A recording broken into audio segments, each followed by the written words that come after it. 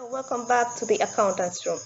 My name is Proscovia, and today we're going to cover on the part 2 of year 38, intangible assets, which is we are going to speak about the treatment of research and development costs.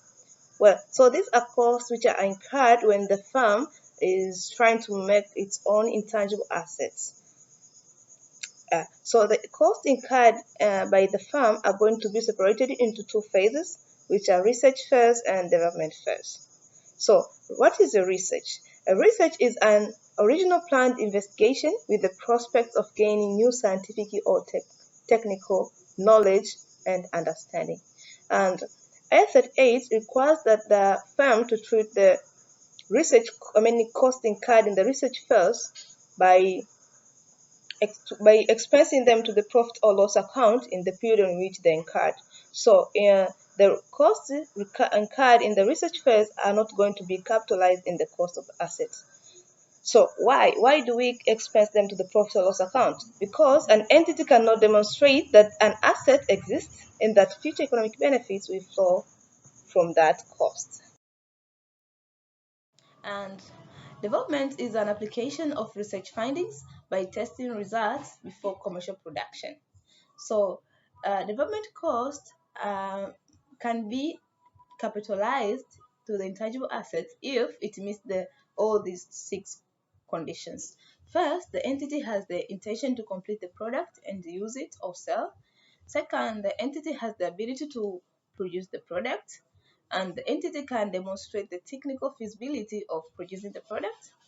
Also, the entity has adequate resources. We talk about financial and human resources to produce the product.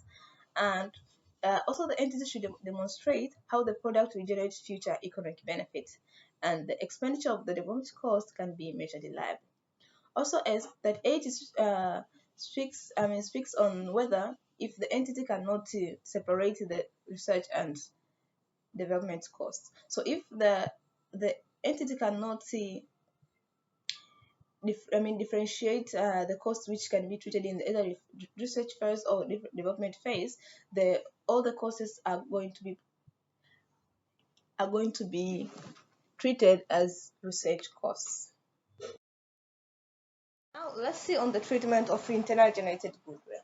Goodwill is the good name of the business, arising due to product quality, location of the business, lifetime of the business, reputation of the staff, and other factors.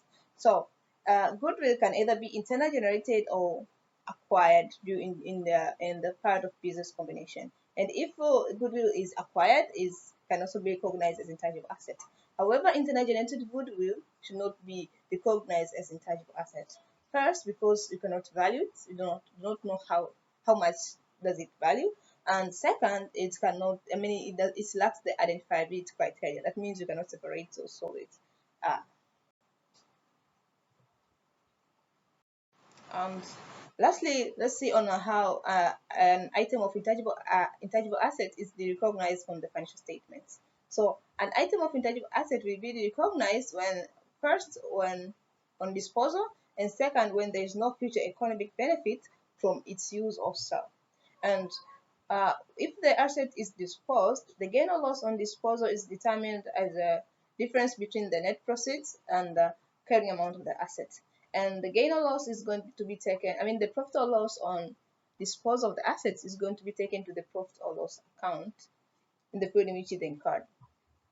And if the previously valued intangible asset is disposed, its valuation reserve balance, if any, should be transferred to retained earnings.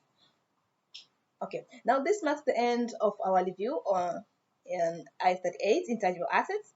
Thanks for listening. Thanks for being here, and I invite you to subscribe and get ready for the next review. Thank you.